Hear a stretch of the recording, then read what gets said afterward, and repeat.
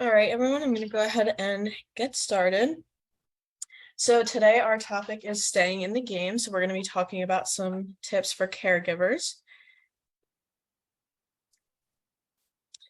First, we're going to go over some news about our Good Life groups and do a little overview into the No Wrong Door project. And then we're going to go ahead and get started with our assistive technology. So our Good Life groups are held monthly for families by families. We have a couple different ones that are for different age groups. So I'm going to go through each of those. Our Blast Off with Life course is for ages 13 and under. Then we have our Launch into Life course, which is for 14 to 26.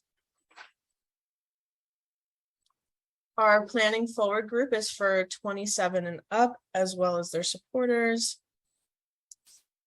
And we also have a sibling-centered group, which is for siblings of people with developmental disabilities. All of the links to register for these, I will go ahead and put in the chat, and you can register for any of those.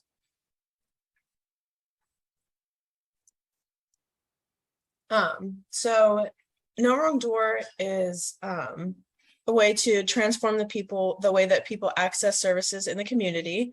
The goal is to support individuals and caregivers to make decisions on complete and accurate information about their options for long-term services and supports.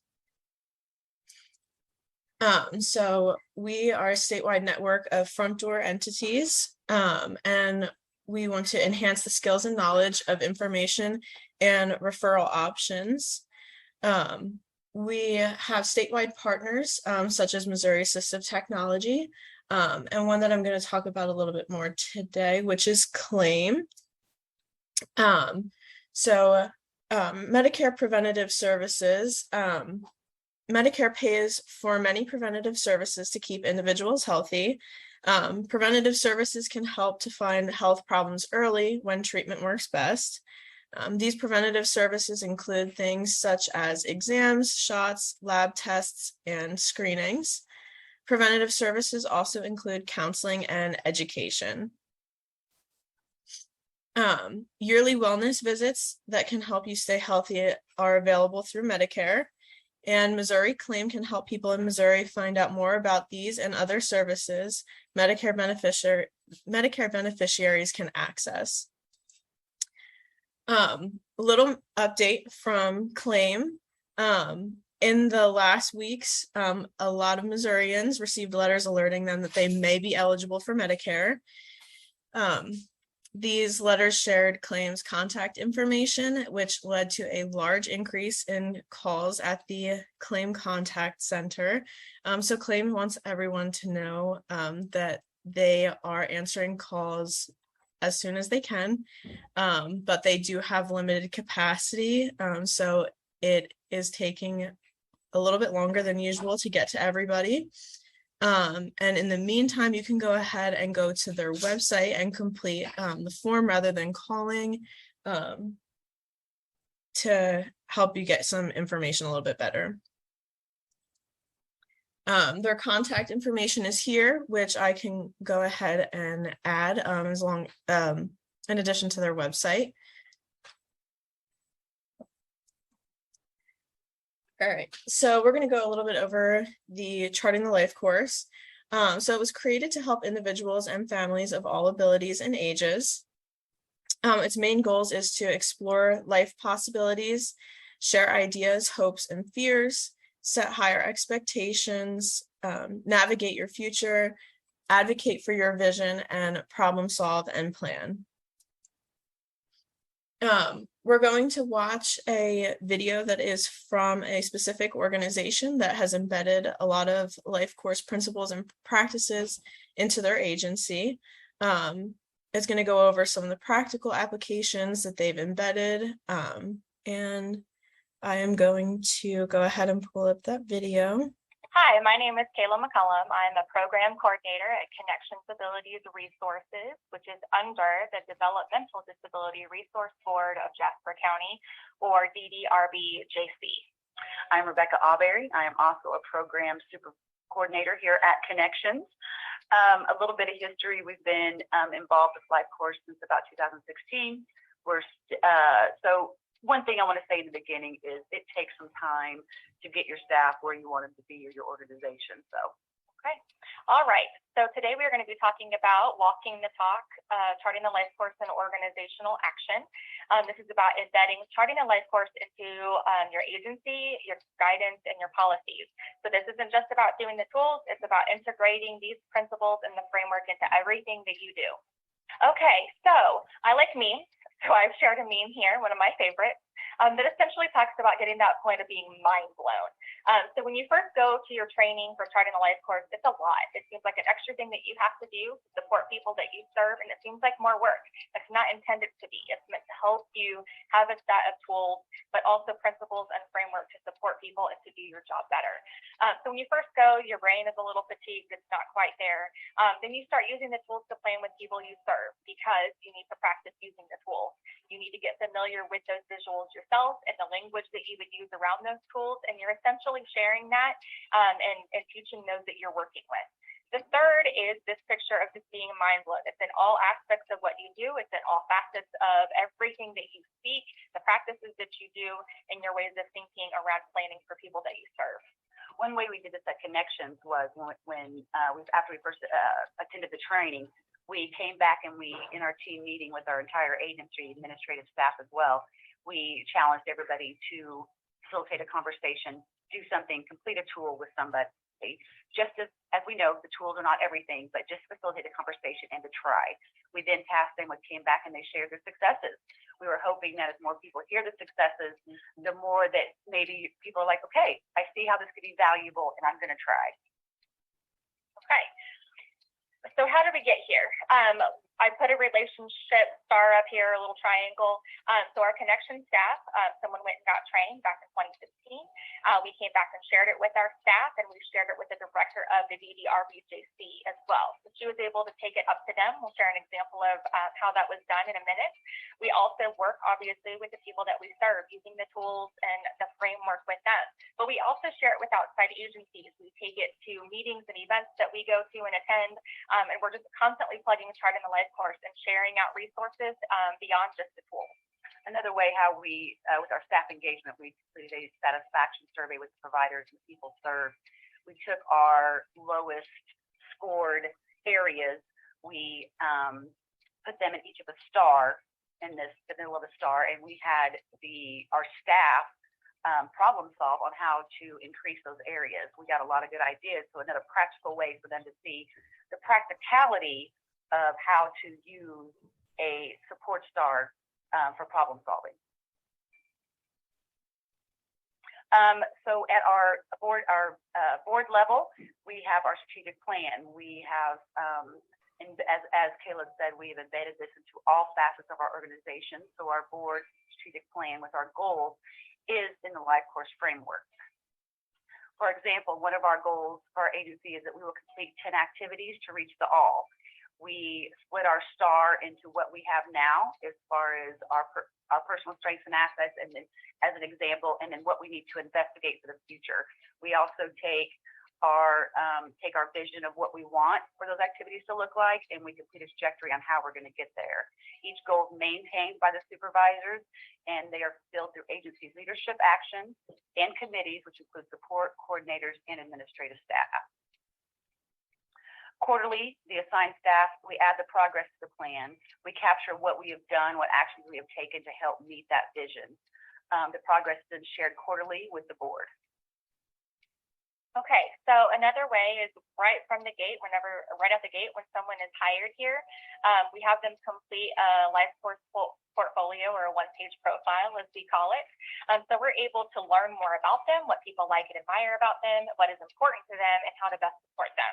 We actually revisit this after about 6 months because we assume that they may not know how to be best supported in the environment of a new workplace.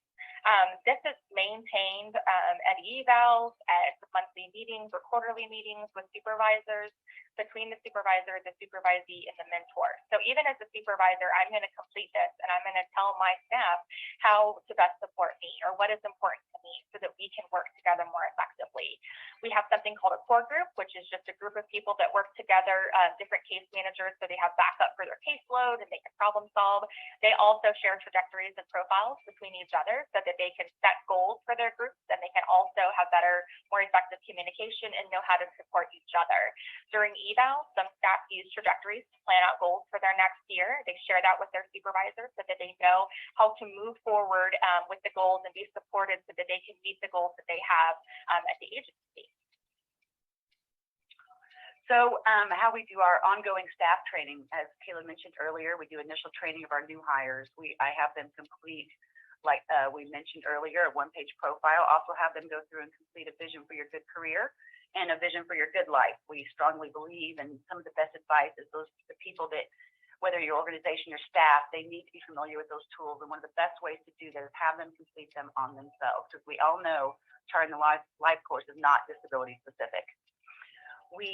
One of the things we've done is we've developed a star to show what skills, what technology skills, what resources, personal relationships you're going to need to be successful in this job. During staff meeting engagement, if we attend a stakeholders meeting and there's an activity shared there, we bring that back to our agency. We do the same activity. We always share life course, any kind of celebrations in staff meetings. We always like to talk about how did the conversation using life course change the way we plan for people. We do intake letters based on life stage. We're developed RAC cards that we're going to send out. There's an example of a side of what the RAC cards look like, just kind of giving people the initial information about life course. We've done several different types of initial information, and we've really found out that we can't give them too much in the beginning because it's overwhelming. So we've tried to find a way to give them the overall what life course is, how we use it in our planning, but trim down a little bit so it's not so overwhelming. We also have large dry erase integrated stars in every one of our meeting rooms. So if we need a problem to solve, we need to do some mapping, the star is right there to use. Okay, so we have some resources that we've created and used. Off to the right, you see an example of our 3 buckets. This was formulated and created over time in staff meetings. So we had everybody contribute to going through each of the 3 buckets under the different life stages to share information and resources. We use the stars to problem solve. We have those introductory folders with lots of resource information that goes out to everybody at their intake. And then we also have staff who create tools for problem solving. So we talked about COVID-19 and getting back into our community. We created a portfolio which can be updated and completed at planning meetings, and then that information can be added to the plan later. So how do we share the knowledge with other outside agencies? Anytime that we're invited to any type of event, we always try to plug life course. So any community training events, our regional transition network. One example, we're able to go to schools twice a year and talk about employment opportunities and connections. We always introduce life course to those high school students and do some type of activity. So we believe in celebrating the celebrations. And so we put some examples up here of like a profile that was completed by a kiddo that he wanted to introduce himself and share with new teachers at a new school. We also have the Guardian Stoplight tool, which allows us to break down those domains and assist families. We had someone ask us if they should get guardianship over their daughter because the school suggested it. We used this alternative to guardianship tool, and we were able to break down what she needed assistance with, and then ultimately the father decided that he could just be a supported decision maker. So we believe in sharing this information and these stories with other people. Okay, so if you have any questions or you want copies of content viewed here, or you just want to chat, here's our contact information. I'm going to go ahead and pass it over to Scout now, and Scout is going to go ahead and give us some AT tips. All right. Hi, everybody. Thanks for joining us again today. And thanks for Angelina for stepping in and joining in the presentation side of things. has been running all the slides and taking care of all the technical assistance, and today she stepped in for a little bit more. So thank you. All right, so we are going to revisit some caregiver tips and suggestions. And I do want to say, if if people are feeling like we're revisiting topics that that aren't as interesting, we're always open to suggestions about what you do want to hear. But today, this is what we're doing. So thank you all for joining us, and let's go ahead and go into our slides. All right, so today I'm going to cover transfers both inside and outside the home. I'm going to look at some communication supports that, and we will focus on how the supports can help the caregivers. And we're going to look again at smart home assistance, and then some social isolation and mental wellness for caregivers. All right, so let's go ahead and go into transfers. All right, we can skip my fun transfer slide. And so when we're working with individuals who are either caregivers, or if we're caregivers ourselves, we think about what kind of transfers are we helping with. So individuals who need assistance would need to get out of bed, get out of a wheelchair or another mobility device. If you're going even from a walker to a chair, that's still a transfer. Transferring onto and off of the toilet, in and out of a tub, from a recliner or other chairs. I mean, these are all the transitions where both the individual with the need and the caregiver have to think about safety and security for both sides.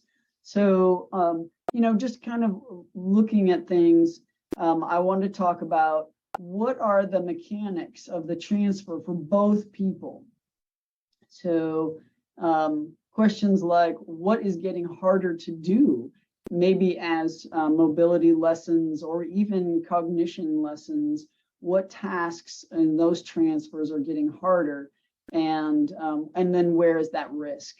So I put this picture in to really look at, this is what we think about when we think about transferring somebody who needs assistance. So an individual with need obviously is going to be getting up and using a mobility device, and maybe has some fear and a lot of dependence on the person who is going to be there to support them.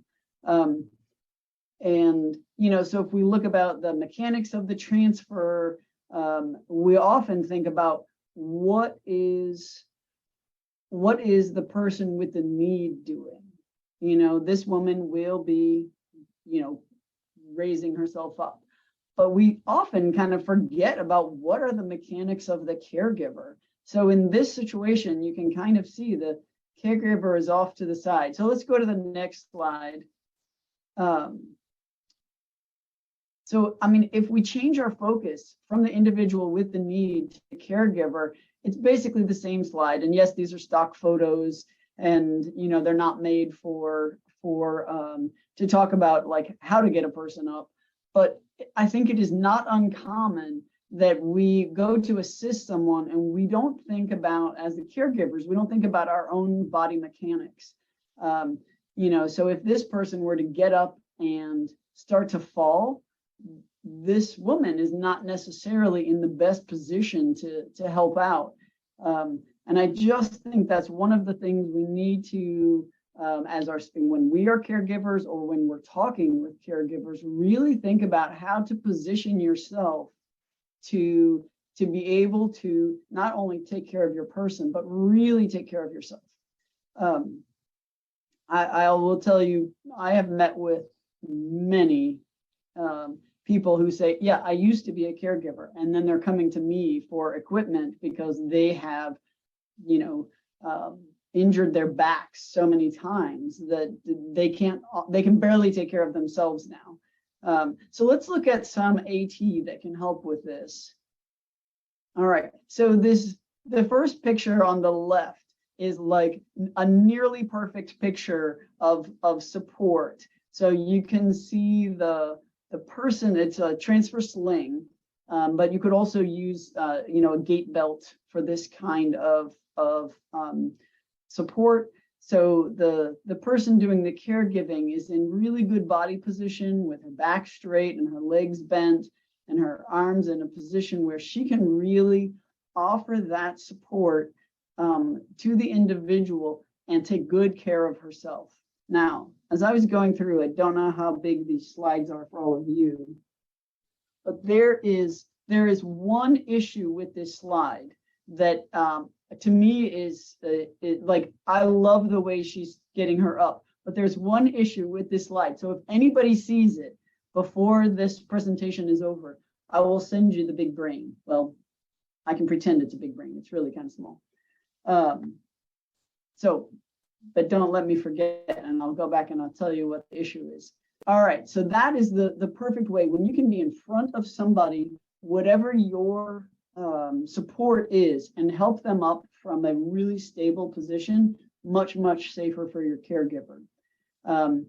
Things like shower chairs with arms can help an individual get up themselves, but also you can see this one raises up pretty high.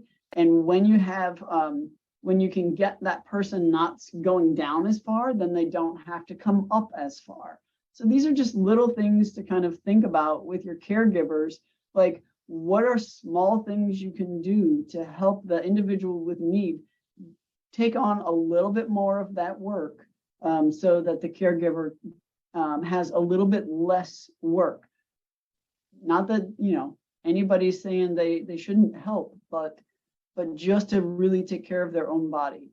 Grab bars are always a good idea, good to have around. The bed rail assistance for that, again, getting up from the bed. It's great to have that to lower down, to get up. And in the past, we've talked about the variety of shower chairs and more equipment for getting in and out of the bathtub or toilets. I didn't cover a lot of those today because we have covered them in the past, but if you ever have questions about what supports are out there to help a person transfer from this situation to this situation, please feel free to just reach out to us. I'm more than happy to talk about. Okay, I have two things in the chat. Somebody said the wheelchair brake, is it on? And actually, I didn't even look at that, but that is really great. And Julie, if I had two, I would send you one. But Amy said the feet should be up and out of the way. And I'm assuming, Amy, that you meant the feet of the wheelchair. And that is exactly the problem I have with this picture, is these footrests don't swing away, but the foot plates should at least be up so that that person who is standing up has a clear path to move forward, or that wheelchair can be pulled out and another device put underneath. It is, I think, very dangerous to try to get up behind your foot pedals. All right, so if everybody doesn't understand what we're talking about, the wheelchair comes down and has footrest, the supports for the footrests, and then the actual pedals that your foot land on. So always have those up when somebody's getting out of their wheelchair, or have the whole footrest swing away. All right, enough about that. But somebody gets a brain. It's going to go to Amy. But and Amy's saying she's tripped over them many times. Well, unfortunately, you had to learn the hard way, but yes, it is a really good thing to remember. All right, Amy, you'll have to put your address in the chat or email me. All right, let's go on to our next slide. All right, let's look at some outside transfers. So again, when we're outside and doing a transfer, it might be from a wheelchair, from a vehicle, from other seating. It might be at outside at a park, or you're going over stairs or thresholds. So again, we're thinking about the same, the mechanics of the two people who are doing the transfer or assisting with that, thinking about what's getting harder and where's the risk. So a lot of people, when you're thinking about helping somebody, we do what we've always done, right? But as conditions change, that actually is sometimes not enough. We really have to think about, okay, what's getting more difficult as my mother or the person I'm caring for loses mobility? Am I having to lift more? Am I having to do this? So what is that in turn? What's that risk to me? I have told very many spouses, you have to take care of yourself, because if you go down, what happens to the person you're caring for? And most people want to keep their loved one in their home, but if the caregiver is down, sometimes that becomes not the option. So let's look at some AT for outside transfers on the next slide. So I know that anybody who's been on a presentation with me before has probably seen the transport wheelchair. That got split kind of funny. But I think that this is one of the best pieces of equipment for caregivers.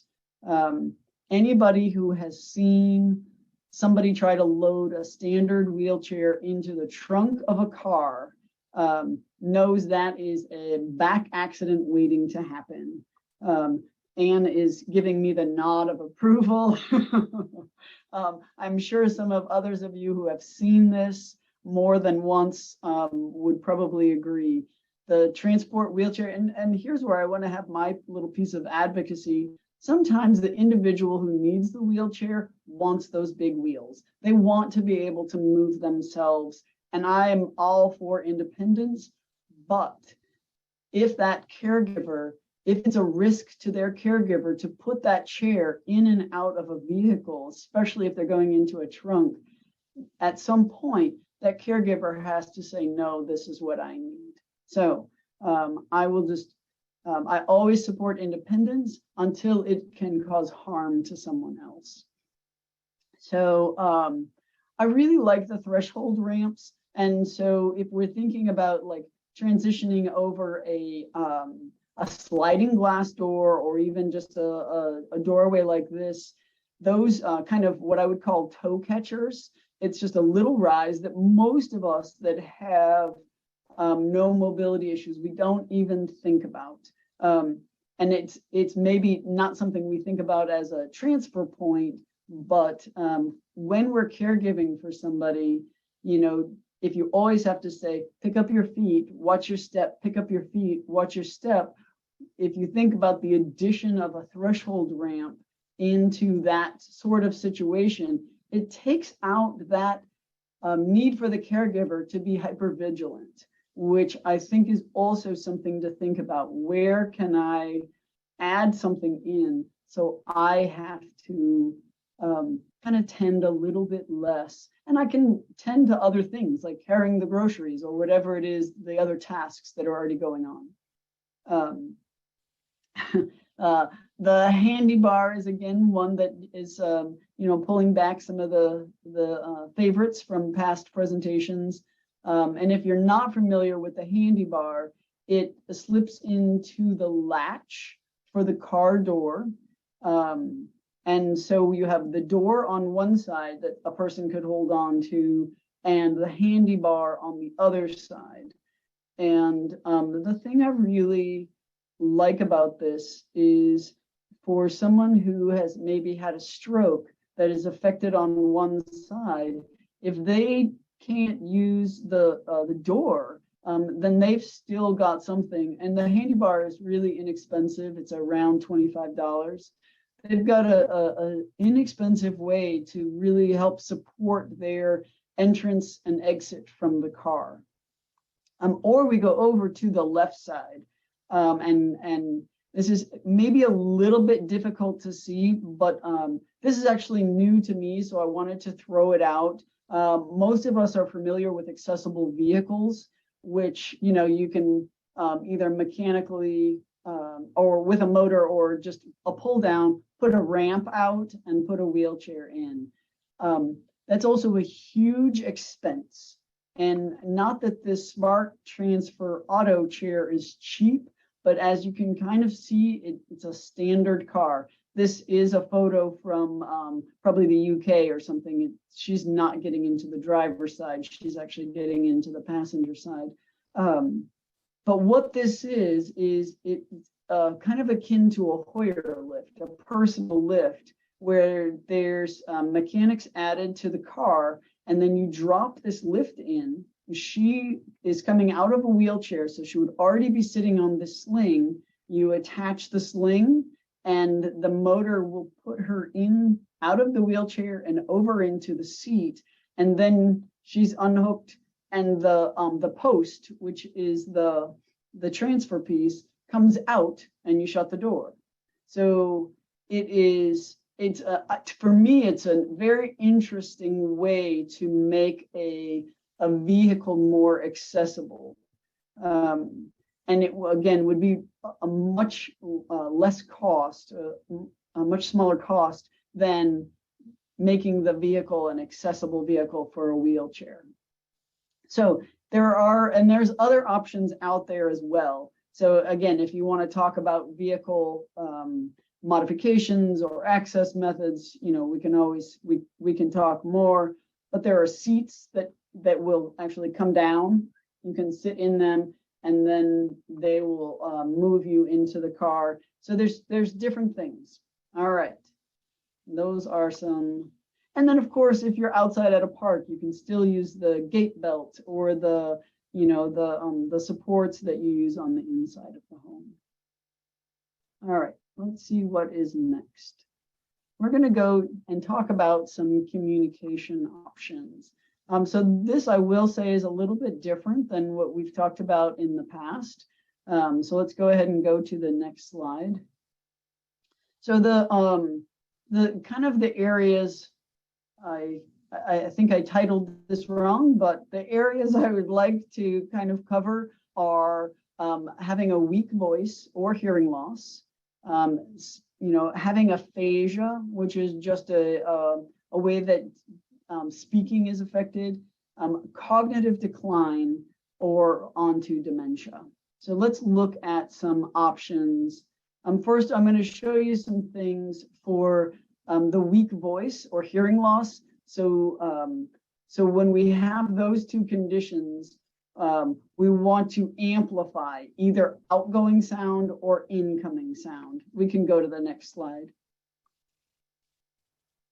So I only have one device up here for that amplification need, and this is the Sony voice amplifier. So it is a headset with a mic, and the person with a weak voice would wear the headset and have the mic in front of their mouth, and then the black part is worn just like it looks like a fanny pack. So it's worn on the hip, and the voice is just amplified out through that speaker. So much like a speaker, on stage could wear a similar thing. And this is just for personal use, and you can turn it up as much as needed. So it's a pretty straightforward device. We actually have a couple of styles of these if you ever need to try them.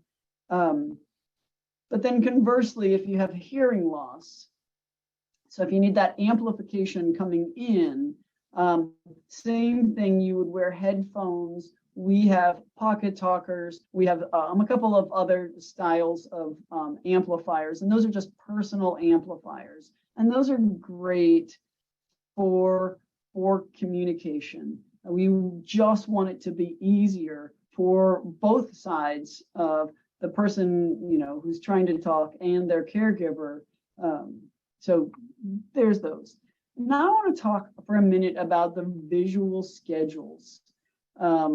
And so I've put up a couple of examples, the one in the middle, my morning routine, as well as the one on the bottom left, which just says morning. And to just think about how visual schedules can help not only an individual with some cognitive or language decline, but also the caregiver. So if you think about your morning routine, and if the person you're helping, kind of gets things, forgets the order of things, that might make a day harder. Say you want to eat breakfast, and then you want to have them shave and then get dressed. Because if they get dressed early and spill either breakfast or get wet from shaving, then it makes more work for the caregiver. And so if you have the morning routine of eat breakfast, shave or shower, and then get dressed and then go out, you can make it as simple or as detailed as you want, but it's just that reminder of this is how we're going to go through our day. And it, might not be the need for everybody, but when that's a need, that's a super easy way to just have that reminder. And then the morning one I really like because it is just Post-it notes.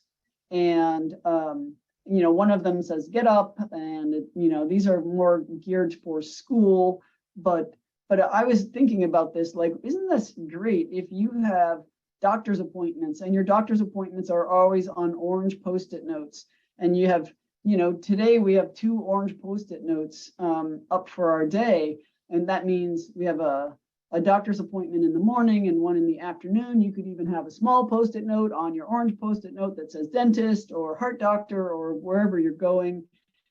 And if you have blue Post-it notes up there, that means you're going to meet with friends, or you're going out to lunch, or you're whatever it is that you're doing in your day, but they could be color coded.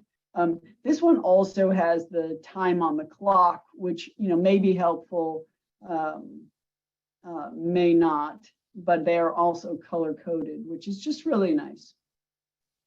So the visual schedulers can be used for anything. But it is just to, when do we leave? When is are we going to the doctor today? Some of those questions that can be repetitive, that can be taken care of, or at least supported with a visual scheduler. And then I've put some very simple communication options on the right side. And so the top one just says I want. And I'm sorry, I can't even read these, but I want the temperature warmer or cooler. I need to use the bathroom. I want the television channel changed. I want to drink. I want to eat. This is the idea on this one. But I was thinking about this. My stepfather had a stroke, and so for him, struggling with some of those aphasia effects. And I think, okay, when he gets up, my mother is one of those people that wants to feed you as soon as your feet hit the floor. And so for her, when her husband gets up and she says, what do you want for breakfast? And for him, it might be easy enough to say eggs, or it might be easy enough to say toast. But sometimes to put the choices that he may have together might be a struggle. And if she is the one saying, do you want eggs or toast or oatmeal or waffles or pancakes, or I can imagine that being too much for him to be able to make that choice and actually have it be meaningful. Especially, now I think he could do it, but close after his stroke, I can imagine that being very difficult. And so I was thinking, wouldn't it have been nice if he had a sheet that just said a lot of the options that they eat at their house?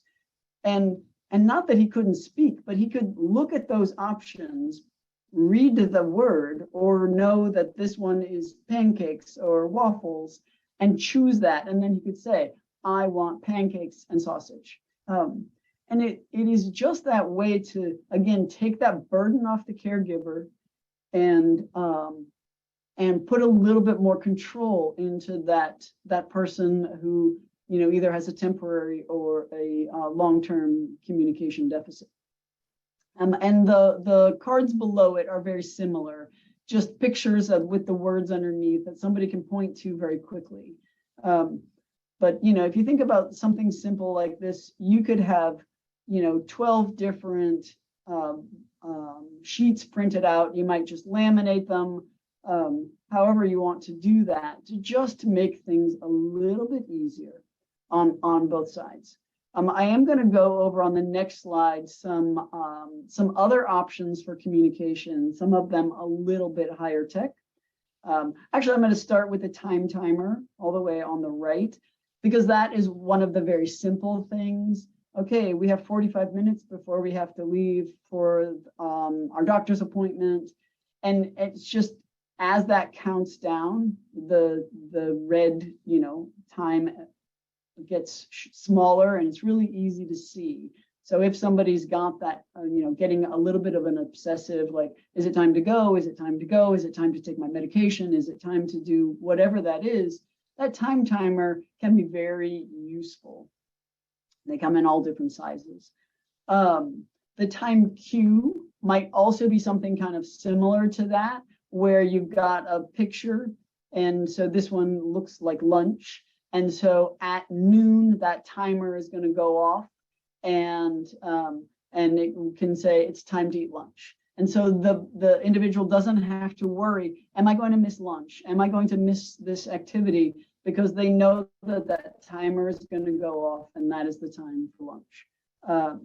So those are some kind of more low-tech options. And then on the left, I have a couple of apps that can be really useful. The first one is Smalltalk by Lingraphica, which I will just say is one of my favorites. It is designed for aphasia.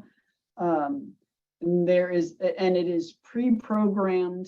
It is not for everyone. It is pre-programmed, words or phrases that, you just push and they say out loud, and they have options of a male or a female voice. And so it has yes, no, I don't like that, I like this. It even has one that says, I have trouble speaking, but I can understand you, which I think is really great for folks with aphasia. And that's a free app. Proloquo for text is great for somebody who can type out what they want to say, but has trouble communicating it verbally. It also has, the Proloquo is very strong. It's a great app. And then the other two, one is just an iPad with an app, and the other is a dedicated communication device. So if someone has ongoing communication needs, and they really need to have the full range of communication, really looking at the different options out there with an SLP or with somebody who can really support that. They might need just an iPad with an app or two on there, or they might need that dedicated communication device. And often those can be covered by insurance, the dedicated device, and they come with support. The app you would buy yourself, you would buy your own iPad, and get support from places like us and YouTube and things like that. But there are great places for all of those. So again, feel free to reach out to us if you have questions about communication options. All right, I think we have time left for the rest. All right. Oh, smart home. Oh, I need to speed up. Smart home. I love this picture because we all live in homes like this. Okay. I am going to talk mostly about Alexa, and if I say it really loud, maybe I can get her to come on in one of your rooms. I won't. So Alexa or any smart home devices can be really helpful for things like turning on lights, changing the thermostat settings, listening to music, reminders, setting routines. I love that they can just tell you random jokes. Sometimes they're good and sometimes they are clunkers. You can ask random information. You can even get it to do wacky things like bark like a dog. All right. So I think a lot of us are familiar with these kinds of things. The the ones that I think sometimes people don't know are the routines. You can set routines. So when I get up and say, good morning, Alexa, it could say, good morning, Scout. Today the weather is going to be, hotter than any of us want.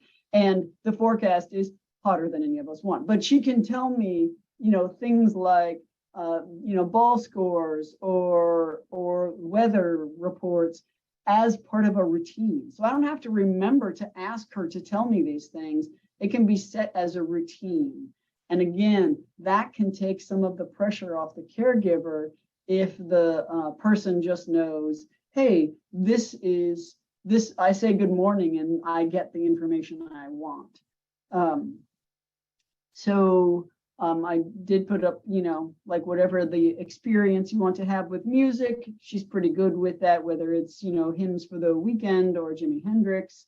Of course, with things like turning on lights and changing the thermostats, you do have to purchase more devices. You have to have smart plugs or smart bulbs or smart thermostats. All these things can cost money, which takes us to our next slide, which is the difficulties of smart home devices. That you can actually have conversations, but it generally is not the friend that's always easy. Because if you ask the wrong thing, she does not give you the information that you're looking for, and that can be frustrating. Of course, there is that added cost of the smart devices. And then, you have to think about, do you want everyone who's in the home being able to turn up the thermostat or turn down the thermostat just by talking to the device on the table? But also, to think about from the caregiver point of view, if you want somebody to have the options of turning on lights in different rooms, you really have to think about the commands you'll use. And I will give you my personal example is we set a smart plug, because they're not very expensive, for a light in the living room. And so we said, turn on the light. Easy, right? Well, we got a second one and I put it in the bedroom, and I had to label that, but I can't label it light. So I labeled it bedside lamp for some reason. That's what I did. And so now if I tell it to turn on the bedside light, it won't do it. I have to say the bedside lamp, and I can reset that, no problem. But it's just one of those things that if you're setting it up for somebody, especially somebody that has any language or cognitive delays, you really want to be thoughtful about how those commands are going to be set up so that it's easy for everyone. Because devices don't train. We don't train the devices; they train us. That is my line. All right. Yeah, and I don't know. I like the routines, but I think those are really cool and underutilized. All right. So my last section, moving right along, is social isolation and mental wellness. This is more of a public service announcement than AT, but we're going to go through it anyway because you're all still here with me. Okay. So there was a study, and it said that social isolation can lead to depression, memory and attention problems, heart disease, high blood pressure, and stroke. All right. That's a lot. And this was all pre-pandemic. And then the other thing that I found is that many caregivers feel guilty if they take care of themselves. And it's not a surprise probably to any of you. Most caregivers are women. Often, they can hurt themselves physically, but also really with the mental well-being, just the toll it can take with caregiving. So I want to just talk quickly about some ways to kind of think about how to take care of yourself if you are a caregiver. So let's go to the next slide of just staying connected. So there are ways that people frame connectedness. So intimate connections are people that you feel confident will always support you. You can be yourself. And this, you might think of these as family members or very close friends, relational connectedness. So, these might be not your closest friends, but your good friends. So mutually beneficial relationships. And then the collective connectedness, feeling as though you're part of a group. I think of this as even, I do my grocery shopping on Tuesday mornings, and I always see the same two people in the grocery store. I don't know them. We might chat a little, but they are people that are in my life on a regular basis. And so I feel some kind of connectedness to them. All right. So, and how do we keep these connections? I think that is what that comes down to, is everybody needs different levels of connection. Some people, might be perfectly content having that second level of connection with 3 people, and that's good. But you really have to, when you're a caregiver, I think you really have to stay in tune with what are your personal needs, beyond caring for the person you are potentially even living with. All right, let's look at the next slide. All right, so I like some of these options, ways to stay connected. One thing I thought was really good is let friends know that you want to be included in activities. So as a caregiver, you might have had to turn down offers to, do different things. And you might really have to reach out to those friends or family members and say, I still want you to invite me. Even though I'm not going to be able to go very often, I still want to be invited, because sometimes I will come and it's important for me. These are my needs also. So just let those people know. And then this one, I think is so great. Start your day with 15 minutes of activity. And I can imagine that, and it was for like creating a positive kind of mental outlook, by physically moving. They said things like, run up and down the stairs, jump on the trampoline, the mini tramp for 15 minutes. And I'm thinking, dance for 15 minutes. And it might feel strange at first, but once you do that for a few days, I could imagine that being like a very important way to start your day, and really changing that mental outlook of the day. And this one, talk to a stranger. The example was talk to somebody in the grocery store, tell them you like their haircut, but or that the price of oranges has is crazy, or whatever it is. But it's also that getting outside yourself. You're not thinking about like, I have to get home to care for my person. You're just having a normal comment with somebody. And those kinds of things, I think, are very good. I'm going to jump down to like adopting a pet. It's that getting outside of yourself.